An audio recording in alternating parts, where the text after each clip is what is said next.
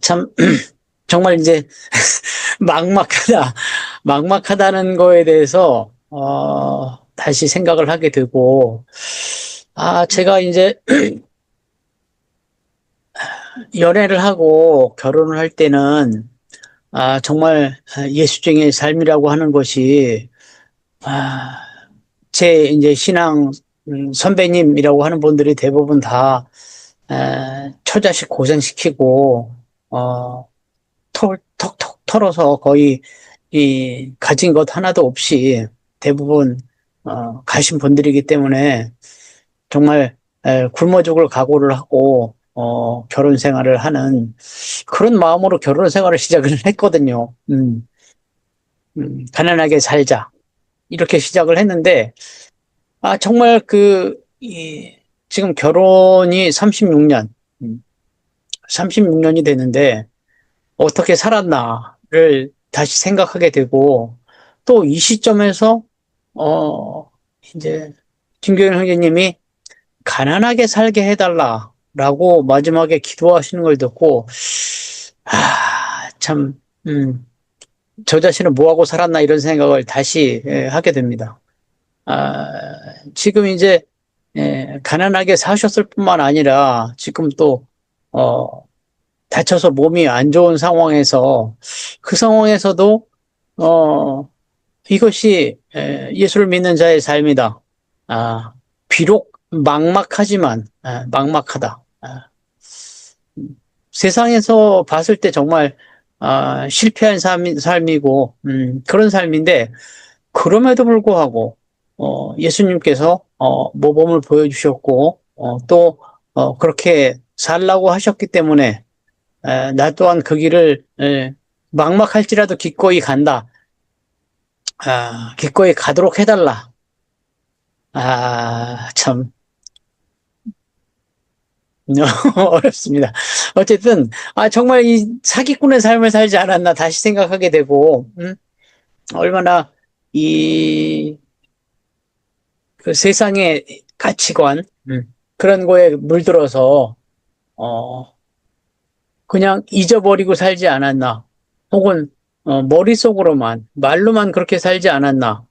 그렇게 이런 삶 앞에서, 그런 반성을 하게 됩니다. 이상입니다. 예, 감사합니다. 뭐, 전부 다 우리들 똑같은 마음이지 않나, 이렇게 생각이 됩니다. 이어서 박선배 행정님 말씀하시죠. 예. 잠깐 켰다가 껐는데, 그 사이 보시고, 오늘 김교일 형제님, 지금까지 한 담화의 영상 중에서 제일 화질이 좋고, 제일 깔끔하게 잘 나왔던, 때로는 옆으로 나오기도 하고, 얼굴, 입만 나오기도 하고 그랬는데, 오늘 너무 좋았습니다. 영상만큼이나 내용도 또 참신하고, 좋았었던 내용이었던 것 같습니다. 예수를 따르는 것은 성공의 삶이 아니다. 이 얘기를 했는데, 그럼 성공에 과연 예수님께서 말하는 성공이라는 개념을 뭘로 두고 있을까? 이런 것들을 한번 생각을 해봤고요. 오늘 이렇게 본문 있잖아요. 본문에 대해서 오늘날 사람들이 현대인이 받아야 될 교훈이라든지 나한테 주는 교훈의 메시지는 뭘까? 이것도 한번 생각을 해봤어요. 이제 이 당시에 이제 예수님을 따를 때 이런 얘기를 하신 거잖아요. 그래서 오늘의 이 삶은 저한테는 그래요. 어떤 세상적인 기준에 얽매이지 말고 자기 자신의 어떤 신념과 가치에 따라서 살아가는 그런 교훈이 아닌가, 저한테는 이런 메시지를 던져준 것 같더라고요. 왜냐하면 당시 뭐 예수님이 장사 지내지 말라고 했던 그런 부분을 굳이 그때로 모든 걸 때려치고 이렇게 해야 된다, 이런 뉘앙스를 받으면 좀 오해의 소지가 있는 부분이고, 또 너무나 냉정한 그간 사랑을 이렇게 설파하신 분이 이렇게 그런 말을 했다는 것은 좀 이해하기 힘든 부분이잖아요. 그래서 오늘날 과연 예수를 따르기 위하면 받아야 되는 고난도 있고, 또한 이제 내가 이제 어떤 일을 할 때에 우선순위도 있고 어떤 기준도 있는데, 과거 때문에 앞으로 나가지 못하는 것은 너한테 좋지 못한 그런 것이 아닌가, 이런 메시지를 저한테 던져주는 것 같아요. 그래서 저는 현대적인 의미로서 좀 재해석을 해봤고, 그런 의미로 생각을 해봤습니다. 또한 지금 사목을 하고 계시는 이게 그 길을 가고 계시는데, 오늘날 건물만 보더라도 그렇죠. 이제 예수를 따른다고 하시는 사람들은, 말 한마디를 지키려고 치면 절대 그렇게 살 수가 없죠. 자기의 모든 것들을 나눠줄 수 있어야 되고, 가난한 사람들을 위해서 자기를 희생하면서 해야 되는데, 지금은 그런 식으로 체계가 그렇게 돼 있지는 않잖아요. 어떻게 하면 신자를 모아서, 이 사람 위해서 그 사람들을 이용해서 자기의 기득권을, 획득하려고 하는 그런 부분들이 많이 있고, 그래서 세상의 어떤 사회인들이 교회를 보면 손가락질 하지 않는가, 그런 생각도 해요. 주위에 노숙자들이 질비하고, 힘들게, 이제 코로나 이후로 이렇게 살아가는 사람들이 더 힘들다고 얘기를 하잖아요. 그런데도 불구하고, 교회에서는 자꾸, 어떤 부 얘기를 하고, 예수한테, 교회한테 재물을 갖다 바쳐야, 가져와야 더 많은 복을 주고 더 성장하고 한다라는 그런 메시지를 던져주는 그 목회자의 말이, 참 신뢰가 떨어지는 거 아닐까. 그들하고 같이 체유를 하고 느끼고, 이렇게 할 때, 그의 말이 더 어떤 신빙성을 갖는데, 그런 부분이 지금 아쉽다. 그런 생각을 갖게 됩니다. 예, 이상입니다. 예, 감사합니다. 하여튼 김경일 형제님 생각을 하게 되면 일제강점기 때 독립군 같은 이렇게 같이 이렇게 매칭이 되는 것 같아요. 제 생각에는. 예, 어느 때부턴가 제가 어렸을 때 교회를 다닐 때 그 목사님들이 시골에서 그 사역하시면서 그렇게 가난하게 사시고, 또 그럼에도 불구하고 또 동네에 이렇게 화합을 하는 리더가 되셨고, 그 와중에도 이렇게 어려운 사람을 이렇게 도와주고 하는 그런 굉장히 어려운 삶을 보고 자랐는데, 지금의 교회는 완전히 반대인 것 같고, 우리나라 사회 자체가 가난을 부끄러워하는 그런 게 돼버렸으니까, 가난을 어떻게 자랑으로 할 수 있는 이러한 사회가 될 수 있는 방법은 없는가. 잠시 이제 집사람하고 좀 얘기 좀 나눴는데, 좀 들은 얘기가 있어서 제가 좀 그 얘기 좀 재밌게 한번 얘기해달라고 좀 부탁을 했습니다. 좀 한번 들어보시죠. 이어서 신선한 위원장님께서 말씀해 주시겠습니다.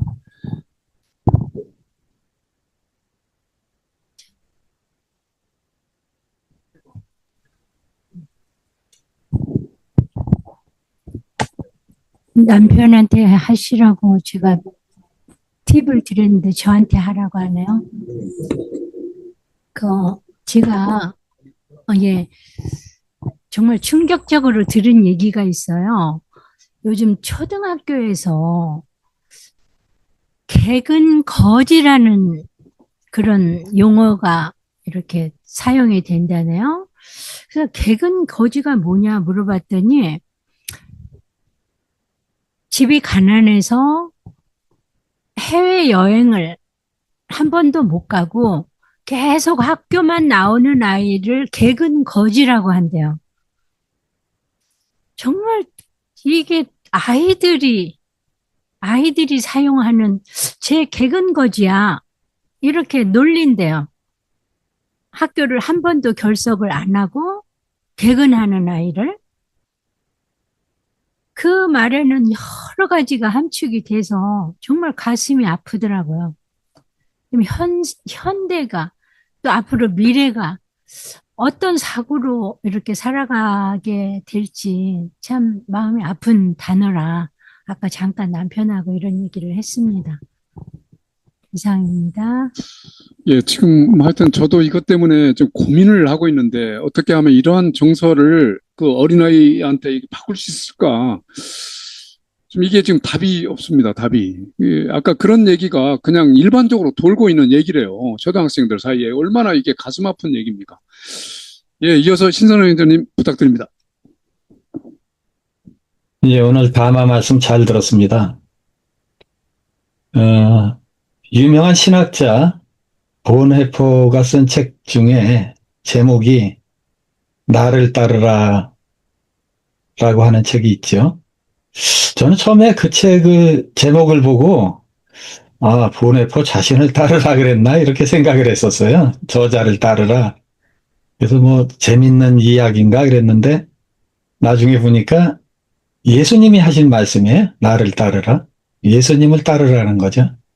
그리고 실제로 보네포 자신은 그 나치 독일의 그 폭정에 맞서서 자기 신앙 양심을 지키며 저항하다가 연합군에게 해방되기 불과 며칠 얼마 전에 죽었죠. 감옥에서요. 처형당했습니다. 그러면 과연 예수님은 나를 따르라고 하셨는데 무엇을 따르라고 하셨나? 그 삶에 어떤 삶을 따르라고 하셨나?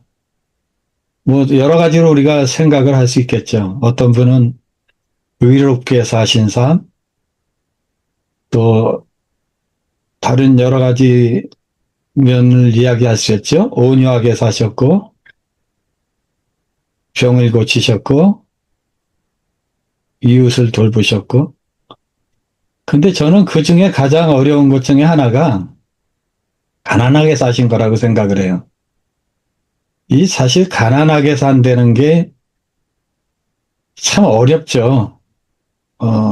더군다나 독신도 아닌 가정을 가진 사람이 가난하게 산다는 거 참 힘든 일입니다. 그건 정말 어렵죠. 제 지인 중에 한 사람이 그런 얘기를 했어요. 자기도 한때는 목회를 하고 싶어서 그 마음이 뜨거워서 하고 싶었는데 아무리 생각해도 도저히 못하겠다. 우리 교회 목사님을 보니까 못하겠더라는 거예요.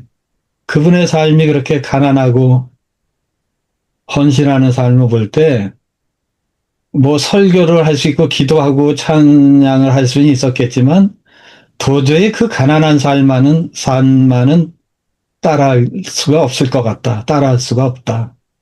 자신이 없다.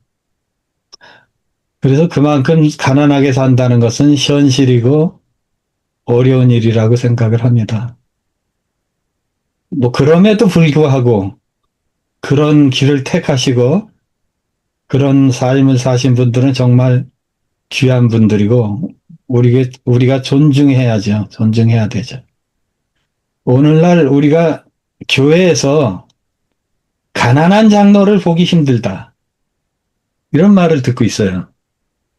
그럼 장로가 되면 다 부자가 돼서 그런가? 그게 아니죠. 가난한 사람은 장로로 세우질 않습니다. 교회가 그만큼 잘못된 거죠.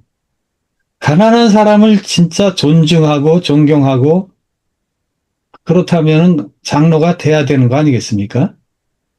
뭐 극소수의 예외는 있겠지만 대부분이 그랬습니다. 제가 아는 후배 하나만 해도 굉장히 뭐 교회에 헌신적이고 성실한 기독교인인데 뭐 거의 은퇴하고 나서야 장로가 겨우 됐습니다. 다른 이유 없어요. 가난하게 살았거든요. 그래서 기독교 공동체 안에서도 많은 반성이 필요하다.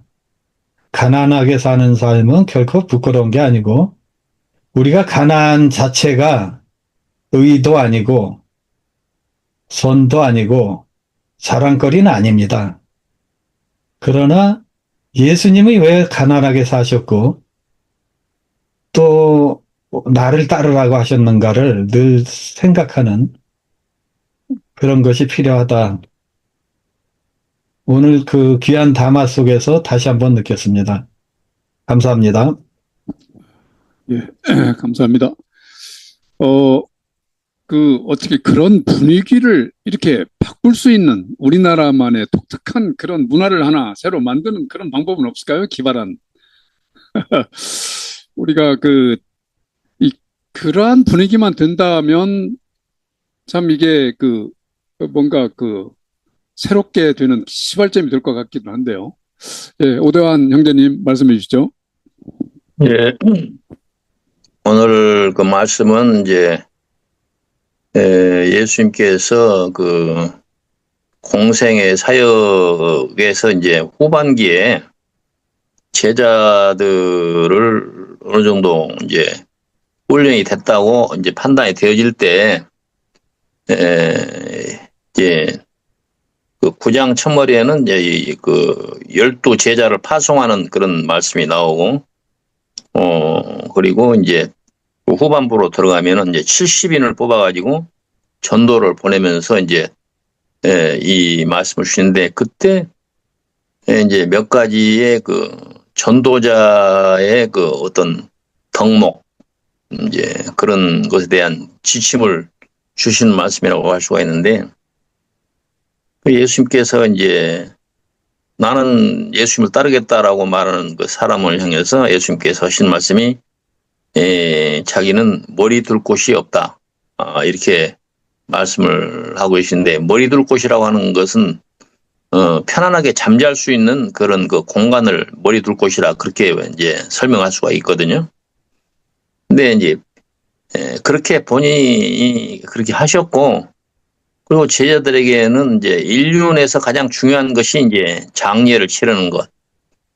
더더군다나 혈육에 대한 아버지에 대한 장례를 치러야 되는 이런 문제는 세상에서 사람의 도리로서는 가장 중요하게 지켜야 되는 그런 덕목 중에 하나인데 그것조차도 예수님은 죽은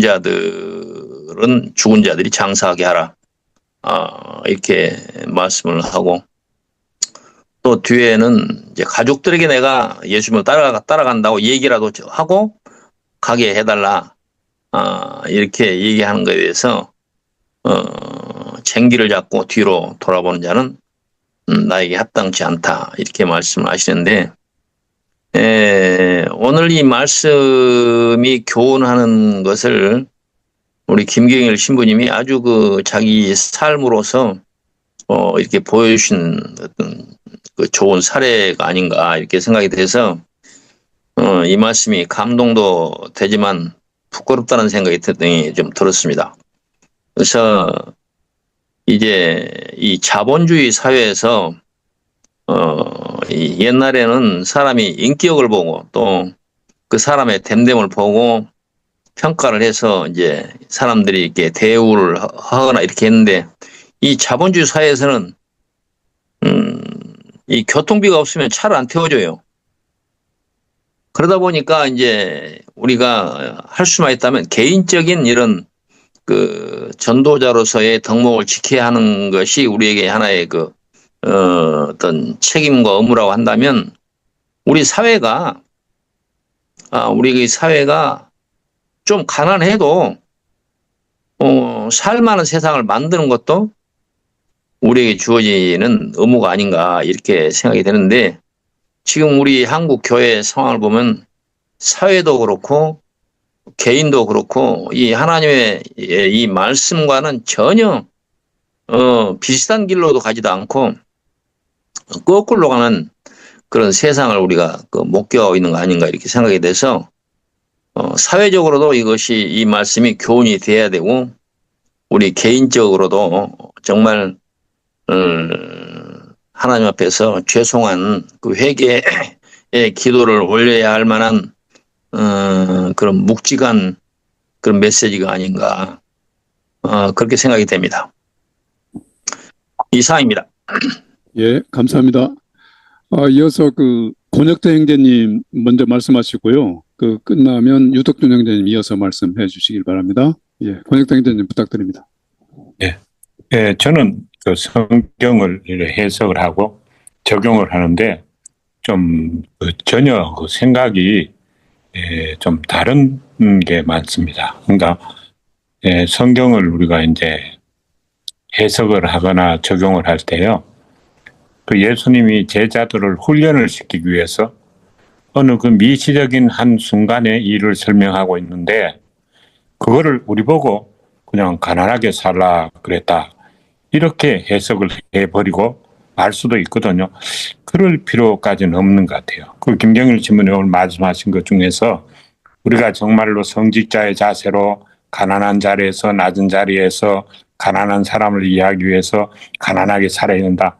아주 진짜 좋은 말씀이죠. 그런데 그 보통 사람 보고 다 그렇게 아래쪽으로 저 가난한 데로 몰아가지고 가난뱅이만 만들려고 하나님이 그러신 거로 우리가 이해를 하거나 받아들이면은 그거는 좀 지나치는 것도 되고 잘못된 것일 수도 있다. 이제 그런 생각이 들거든요. 우리가 기독교라는 것이 생산을 하고 이 기술을 개발을 하고 이래서 사람을 잘 살게 해주고 좋은 세상을 만드는 그런 면도 성경에 나와 있거든요.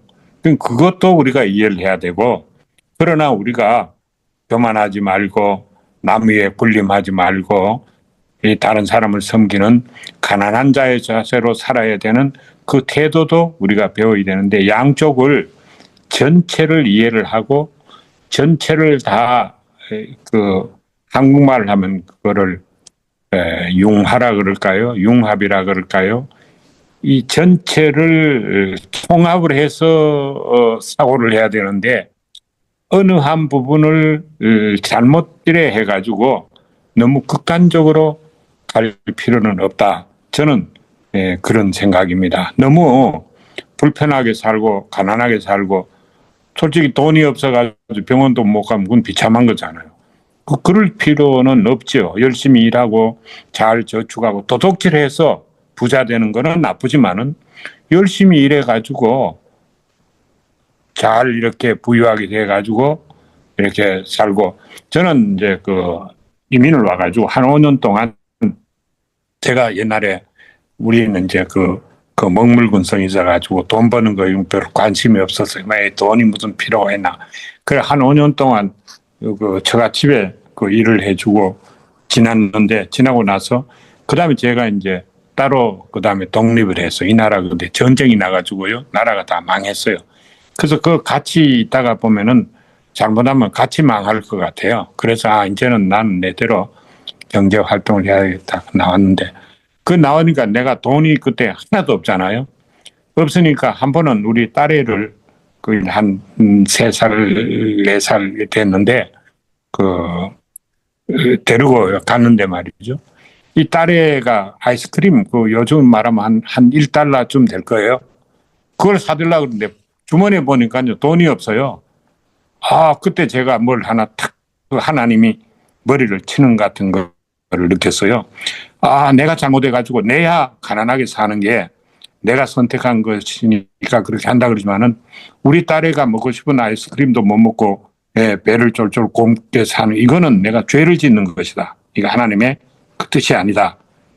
그래서 제가 그 다음부터는 제가 따로 제 일을 하면서부터는 정말로 이제 아껴 쓰고 뭐 저축하고 이래가지고 그 가족들의 그 뭐라 그럴까 고생을 시키는 제가 그런 이제 선봉장이 안 되려고 그렇게 그 생각을 바꿨습니다. 다시 말하면 옛날 같으면 이제 좌파적인 사고를 했겠죠. 제가 그런 생각을 가지고 있다가 그 사고를 바꿔가지고 열심히 일해서 부유하게 살도록 가족들을 잘 이끄는 그게 필요하다 바꿨는데 기독교의 사상이 너무나 큰 것인데 너무 지엽적으로 한 부분만 이렇게 해석해 가지고 공연히 극단으로 갈 필요는 없다. 저는 그런 생각입니다. 하여튼 그런데 그 학자의 입장으로서 알면은 목자의 입장으로서 진짜 가난한 자리에 가는 이런 정신을 하는 이거는 정말로 좋은 거다. 그거는 제가 100% 동의를 하고 공감이 갑니다. 감사합니다. 예, 고맙습니다.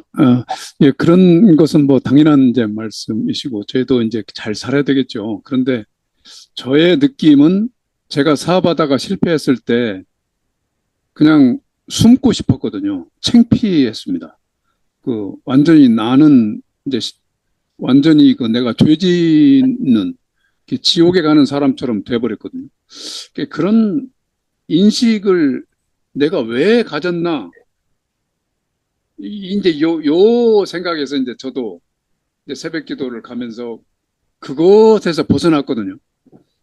기도하면서 내가 죄진 게 아닌데 단지 사업에 실패해서 지금 돈이 없을 뿐인데 내가 왜 창피하게 느껴지지? 라고 하면서부터 근본적으로 생각해 보니까 그때부터 이제 좀 다시 내가 해야 되겠다라고 하는 힘이 서서히 생겨왔거든요. 그러니까 이제 가난해졌을 때에 그걸 내가 창피하게 느껴지고 죄진 것 같은 느낌을 받았다는 그리 일반적인 사회가 조성됐다는 것이 좀 우리가 좀 그런 것을 좀 없애야 되지 않겠나, 그런 의식을. 그러면 성공한 사람은 좀 실패한 사람을 무시하는 그런 경향이 없어지지 않겠는가. 한때 그럴 수도 있지 하면서 동등하게 대우할 수 있는 뭐 그런 것으로 이렇게 저는 이해를 했는데, 하여튼 이어서 유덕준 의원님 말씀해 주시죠. 예.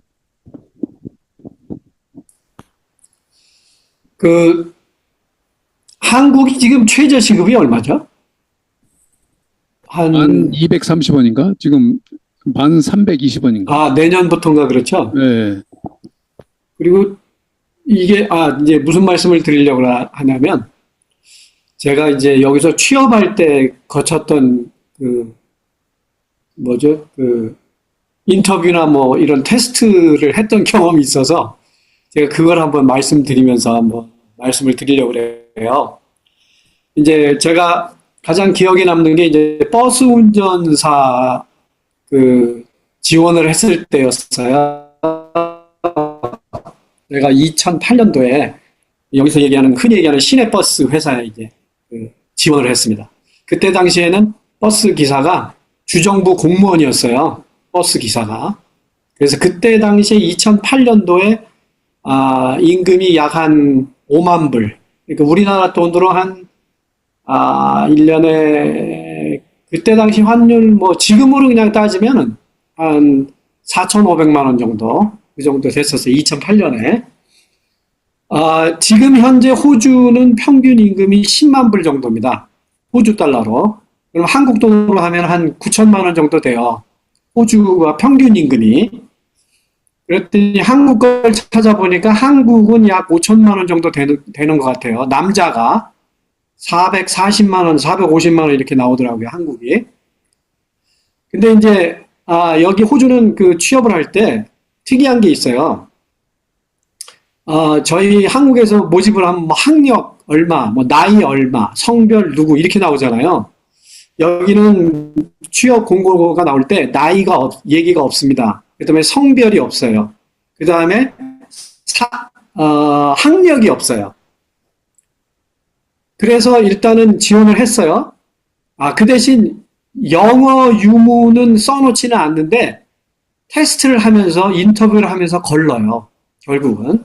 근데 버스 운전을 지원을 했더니 첫 번째는 뭘 하냐면 필기 시험을 봤어요. 근데 그 필기 시험이 뭐냐면 물론 이제 영어로 봤어요. 근데 문제가 어떤 식이냐면 내가 A 지점에서 C 지점을 가려고 한다. 근데 A 지점에서 B 지점을 꼭 거쳐서 C 지점을 가야 되는데 버스 운전표를 A, B 버스 운전표, 그 다음에 B하고 C의 버스 운전표를 주고 여기서 A에서부터 C까지 가는 최단 거리, 그 다음에 최단 버스 요금은 얼마일까? 이렇게 물어보는 시험을 봐요. 학력을 물어보지 않고. 그러면 결국 뭘 해야 돼요? 영어를 읽을 줄 알아야죠? 그 다음에 버스 시간표를 보고 시간을 계산할 수 있어야죠? 그 다음에 그 버스 시간표에 나와 있는 버스 요금을 계산할 수 있어야 돼요. 그래서 이제 그런 테스트의 유형을 약 한 30문제를 시험을 봐요. 필기 시험을.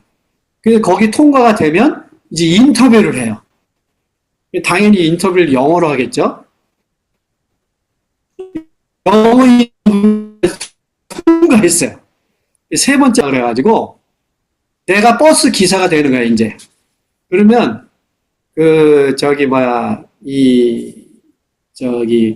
액터들이 와서, 배우들이 와서 진상 손님으로 변해서 이제 플레이를 합니다. 술 취한 놈, 요금 안 내는 놈, 뭐 이런 놈이 올라와서 그거를 내가 처리해야 돼요. 그걸 보면서. 어떻게 처리를 했어요. 합격이 됐어요. 그래서 가서 버스 운전을 했어요. 그 기간이 약 한 달 정도 걸렸어요. 그 다음에 최종적으로 신체 검사를 해요. 신체 검사도 이민할 때 하는 것처럼 아주 큰 병원에 가서 엑스레이까지 다 찍어요. 그리고 최종적으로 뭘 하냐면 마약 검사를 해요. 근데 마약 검사를 하는데 너무나 황당했던 게 여자가 담당이었는데 저한테 요만한 유리병을 주더니 여기다가 소변을 담아오라는 거예요. 소변 검사 병원에서 하는 것처럼. 알았어. 그러고 화장실 가는데 뒤따라오는 거예요, 여자가.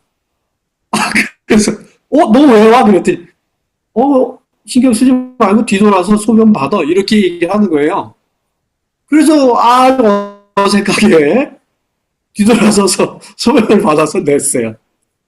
제가 왜 이 말씀을 드리냐면 버스 그때 운전기사가 받는 급여가 호주 평균 임금의 약 한 70%에서 80% 정도 됐습니다. 지금도 마찬가지예요. 지금도 호주 평균 임금이 약 10만 불인데 우리나라 돈으로 9천만 원 정도고 버스 기사가 약 한 8만 불 정도를 벌어요. 그러니까 한 80% 정도 수준의 임금을 갖고 있다. 제가 왜 이 말씀을 드리냐면 우리가 이렇게 가난한 삶이 무엇이냐 아니면 기독교인 입장에서 우리가 실천할 수 있는 부분이 무엇일까라고 하는 거에 대한 의문에 대한 답이 될까 해서 한번 그냥 말씀을 드리는 건데 저는 이런 일이 가능할 수 있는 것은 어떻게 돼야 되냐면 전체적인 국민의 수준이 향상이 될 수밖에 없어요. 그래야 이런 일들이 다시 반복이 되지 않습니다. 호주는 그렇게 따지면은 노숙자들이 없을 것 같잖아요. 전혀 안 그래요. 노숙자가 많아요. 호주도. 희한하죠? 아니, 정부에서 주는 돈이 만만치 않습니다. 거기서 무료로 주는 돈이 실업자들한테 주는 돈이 꽤 돼요. 근데 그것을 받고도 생활을 안 하고 그냥 노숙자가 되는 사람이 많아요. 특이하게 사는 사람들 생활이니까 그런 것 같고, 국가적인 차원에서 아니면은, 집단 차원에서 할 수 있는 방법이 무엇일까를 생각해 봤을 때, 제 개인적인 생각은 공평한 부의 분배가 일어나야만 제가 보기엔 그런 일들이 없어질 가능성이 제일 높습니다. 그러니까 목회자에게 가난을 추구한다는 말은 두 가지 측면에서 있겠죠. 물질적으로 가난한 삶을 추구해야 된다는 것이 과거에는 있었을 거예요. 근데 지금도 그러냐? 그렇진 않죠. 물론 아직까지도 여기 있는 한국 교회들은 목회자들에 대한 기초생활을 보장해주는 제도가 없어요. 한국 교회 내에서는. 그렇지만 한국에 있는 지금 무슨 성공회나 천주교 같은 경우는 제가 알기로는 기초생활을 보장해준다고 알고 있거든요. 근데 한국의 개신교 쪽에는 그게 없어요. 한국도 없고 여기도 없어요. 근데 호주에 있는 기독교, 개신교 교단들은 최저임금이 어느 정도 있어요. 그래서 목회를 하는 분들이 최저 생활을 할 수 있도록 도와줘요. 그러니까 제 생각에는 우리가 가난하게 살자라고 하는 것이 전 사회에서 공평하게 그런 인식이 들 수밖에 없는 상황을 만들어야 되는데 그건 그냥 우리가 뜬구름 잡듯이 그렇게 사회적인 인식이 바뀌어야 된다고 얘기하기 이전에 이러한 일들이 사회 곳곳에서 실천될 수 있는 기반을 만드는 것이 바로 국가가 해야 될 일이라는 겁니다. 그러니까 벌써 이재명 대통령이 바뀌었을 때 저는 개인적으로 갖고 있었던 그 기대가 뭐였냐면 저 사람은 행정가 출신에다가 정치가 출신인 것이 너무나 안심이 됐었어요. 저는 그 사람이 그리고 그러니까 대통령 선거 되기 이전에 어떤 강연을 나와서 초등학생 상대로 해서 그 주인의식이 무엇인가에 대한 강연을 하는 것을 들어보고, 아, 저런 사람들이 국가에서 녹을 먹는, 공복이 돼야 된다는 생각이 들었었어요. 그러니까 무슨 얘기냐면, 국민이 주인이라고 하는 사실에 대한 정확한 얘기 있었다는 거죠.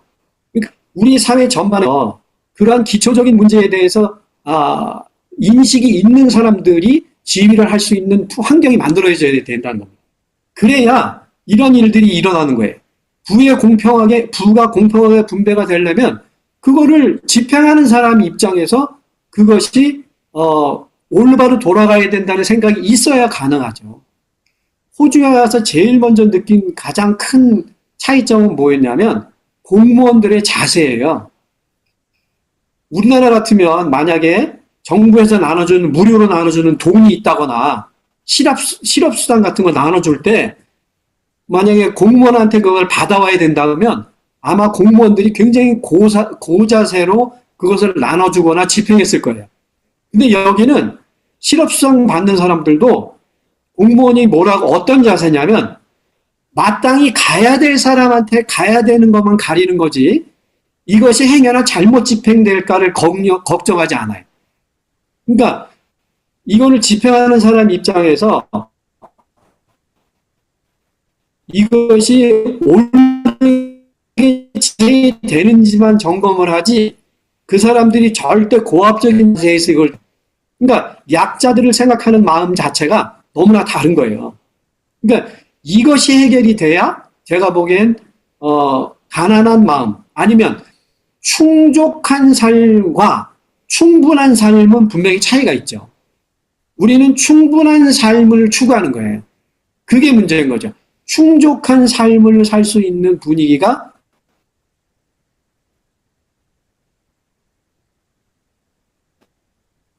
조성이 돼야 이런 학력이 높은 임금을 당연히 받아요, 호주도. 그래서 처음 연봉이 적어도 10만 불, 20만 불씩이고. 근데 대신 평균 연봉 정도 받았을 때 그것이 충분히 생활을 영위해 나갈 때 가능한 거냐. 그런 분위기도 역시 조성이 돼야 되는 것은 당연한 거죠. 네, 이상입니다. 예, 감사합니다. 그러고 보니까 이 보험제도, 우리 아까 이제 시스템에 대해서 말씀하셨는데, 사회복지. 이 보험제도가 이러한 종교인, 그러니까 이제 이분들이 가난하게 살기 때문에 은퇴해서 대책이 없으니까 그 대책을 이렇게 연구해서 세운 시스템이 지금 보험 제도가 시작됐다고 미국에서 그 은퇴 목사님께서 그렇게 하셨다는 걸 제가 이제 기억이 나는데 이름은 생각이 나지 않네요. 그래서 지금의 보험 제도가 이렇게 만들어진 것으로 저도 알고 있거든요.